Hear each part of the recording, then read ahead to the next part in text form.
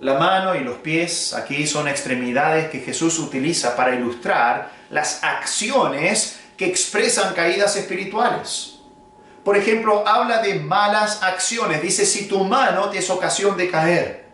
O sea, la mano está representando aquellas cosas que hacemos. Hacemos cosas con las manos. Toda acción o actividad que nosotros hacemos la representa Jesús utilizando manos. Entonces, si las acciones, si las cosas que vos haces son ocasión para tu caída, entonces tienes que cortar esas acciones de tu vida.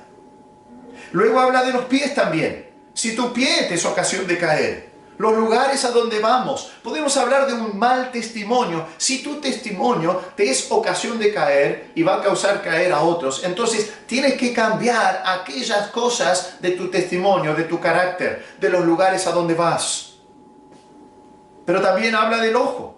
Si tu ojo te es ocasión de caer. Y eso hace referencia a pecados de deseo o de concupiscencia. Está hablando no de malas acciones o de mal testimonio, sino ahora de malos deseos. El hombre lo que ve quiere. Y está hablando de estos malos deseos que causan que nosotros tropecemos. Está llegando no en testimonio externo y en las acciones que nosotros hacemos, sino ahora está profundizándose. Jesús entra a lo que es las concupiscencias o los malos deseos, las ambiciones, las envidias, las codicias que tenemos en nuestro propio corazón. Y dice, tienes que tomar eso y amputarlo de tu vida. Nuevamente, no está hablando del ojo, sino de esos deseos que tenemos internos en nuestra vida. En nuestras vidas tenemos que ir más profundo que la mano o que el pie. Tenemos que hacer morir las obras de la carne. Colosenses 3, 5 y 6 nos dice, haced morir pues lo terrenal en vosotros. Fornicación, impureza, pasiones desordenadas, malos deseos, avaricia, que es idolatría. Cosas por las cuales la ira de Dios viene sobre los hijos de desobediencia.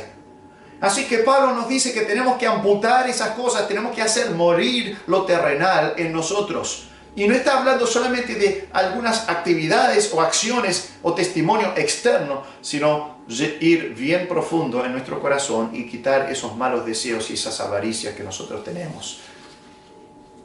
No mimar nuestros malos deseos y nuestra concupiscencia. No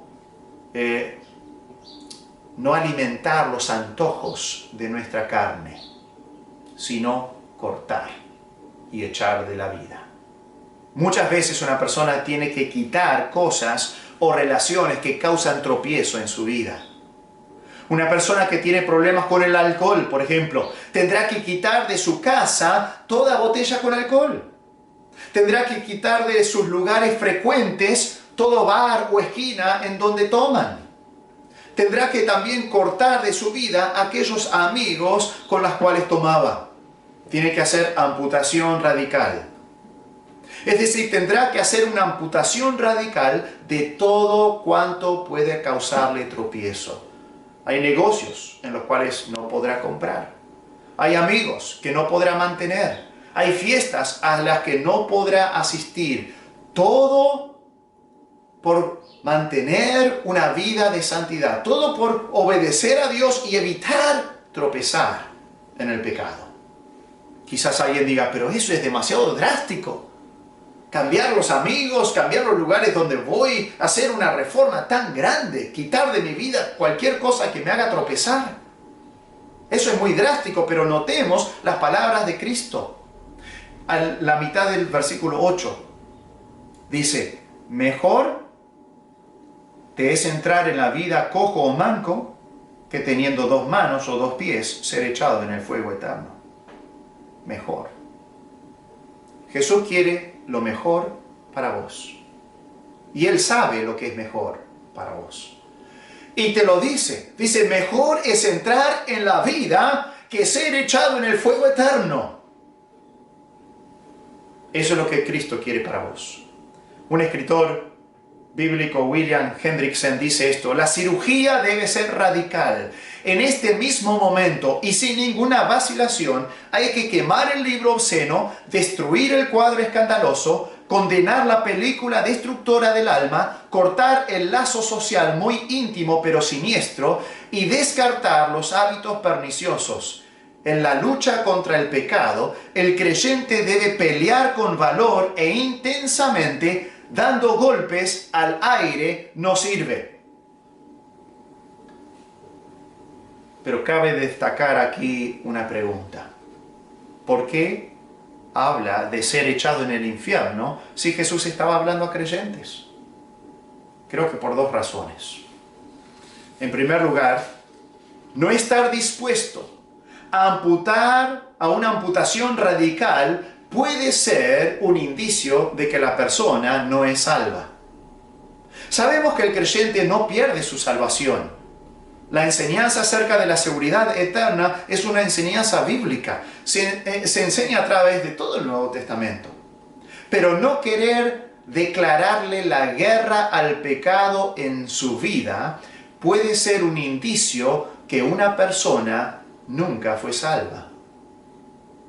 Romanos 8:7 dice, pero por cuanto los designios de la carne son enemistad contra Dios, porque no se sujetan a la ley de Dios, ni tampoco pueden. Si una persona no está dispuesta a sujetarse a la ley de Dios, a amputarse radicalmente alguna cosa en su vida que lo está estorbando y lo está haciendo tropezar, quizás sea un indicio de que verdaderamente no ha nacido de nuevo, de que es todavía un enemigo de Dios y no puede sujetarse a la ley de Dios. Santiago 4:4 dice, oh almas adúlteras, ¿no sabéis que la amistad del mundo es enemistad contra Dios? Cualquiera pues que quiera ser amigo del mundo se constituye enemigo de Dios. Estar dispuesto a hacer todo lo necesario para erradicar el pecado de la vida propia es un indicativo de vida nueva, de regeneración. Si yo estoy dispuesto a hacer cualquier cosa y quitar cualquier cosa de mi vida que está haciéndome tropezar y está haciéndome pecar, entonces es un indicio que realmente yo estoy vivo, que estoy dispuesto a nadar en contra de la corriente de este mundo, ir en contra de la concupiscencia de mi propia carne. El creyente verdadero que es consciente de la gravedad del pecado prefiere amputarse la mano que pecar. En segundo lugar, había al menos un incrédulo oyendo acá estas palabras de Jesús. Y Jesús estaba advirtiéndole para que se arrepienta. Debemos recordar que a pesar de que los apóstoles eran la audiencia de Cristo en este momento, no todos ellos eran salvos. Allí estaba Judas, que no conocía al Señor. Estas palabras debían haber llevado a Judas a entrar en razón y temer el fuego del infierno.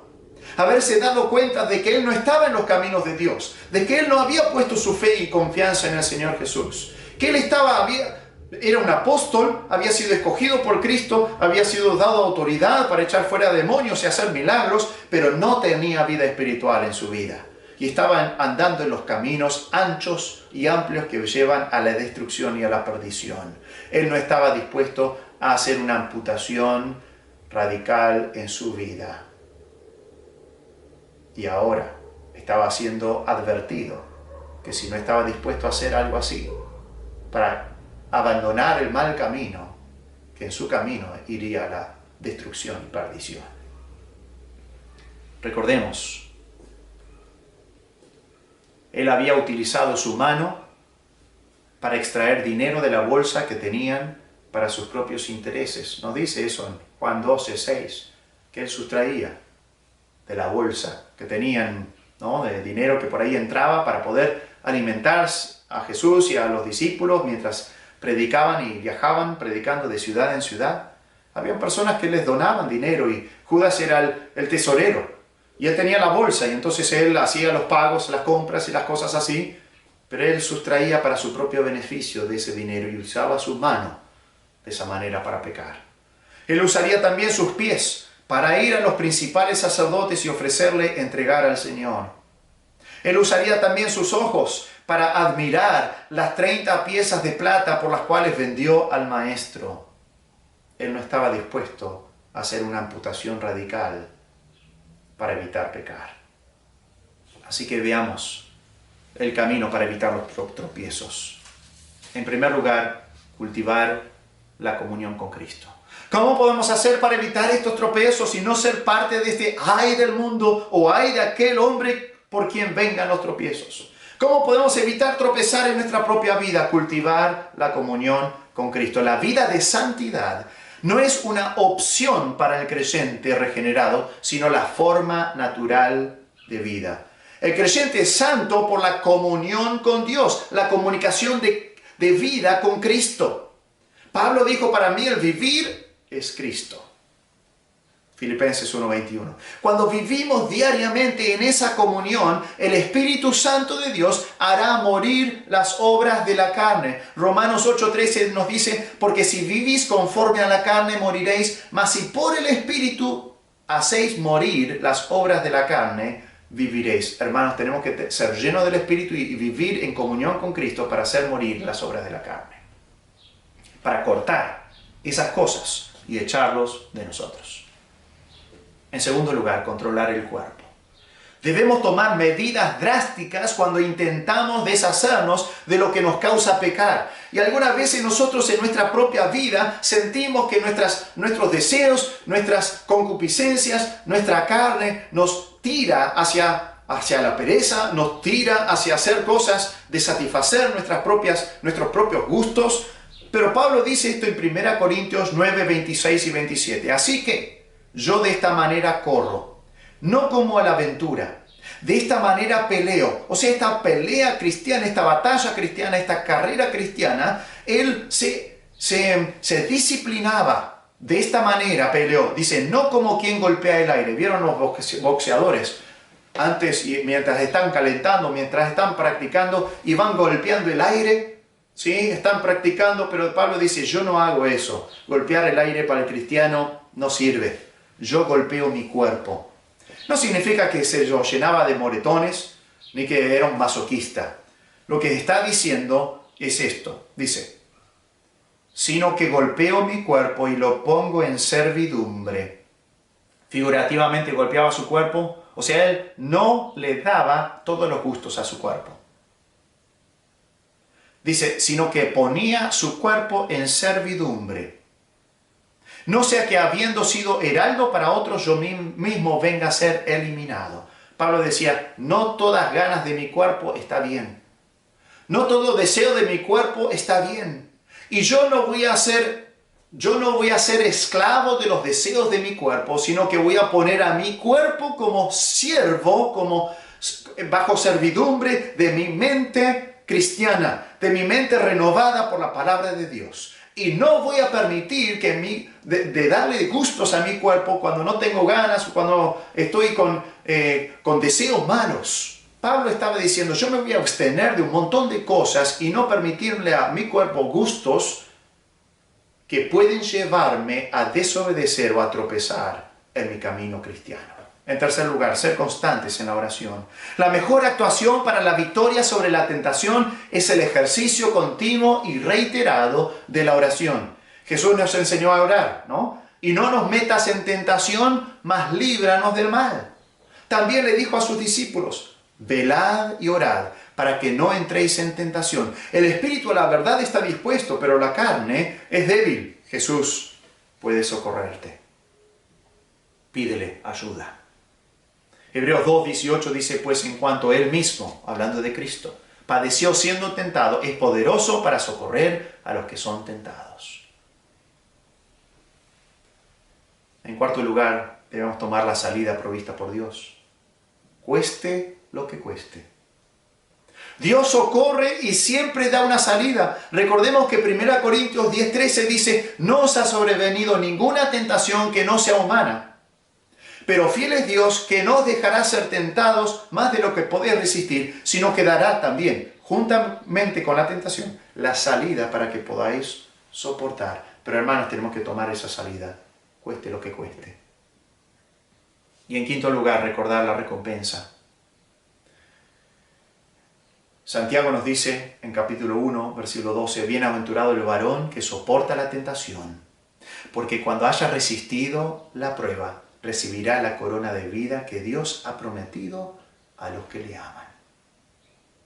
Recuerda la recompensa de resistir la tentación, de no caer en esos tropiezos que el mundo ofrece o que tu propia carne te ofrece.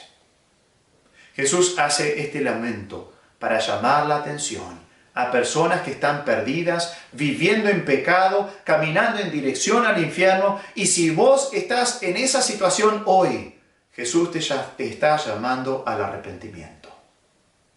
¿Vendrás a Él? Y hermano, ¿estás dispuesto a hacer una amputación radical? ¿Estás dispuesto a quitar cualquier cosa en tu vida que te está haciendo tropezar y pecar contra Dios?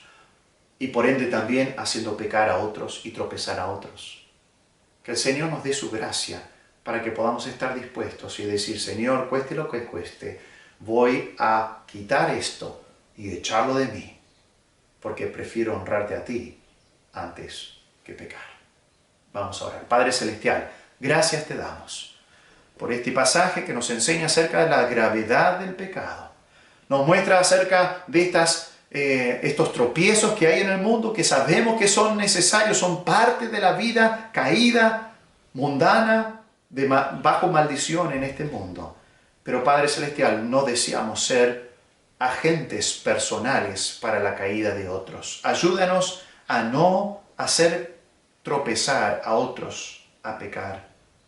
Y para eso pedimos, Padre, que en nuestra propia vida podamos quitar de nosotros y echarlo de nosotros cualquier cosa, sea una relación, sea una actividad, sea un lugar donde vamos, sean cosas que tenemos a nuestro alrededor, en nuestra casa, sea cualquier cosa que tengamos, que estemos dispuestos a cortarlo y echarlo de nosotros. Y que lo hagamos en el poder del Espíritu Santo, dependiendo de ti, no dependiendo de nuestras propias fuerzas, para que tú seas alabado y exaltado. Pedimos, Padre Celestial, que podamos ser parte de que podamos ser hombres y mujeres bienaventurados, y no hombres y mujeres de las cuales se dice, ay de ti. Esto te lo pedimos en el nombre de Cristo Jesús. Amén. Que el Señor los bendiga.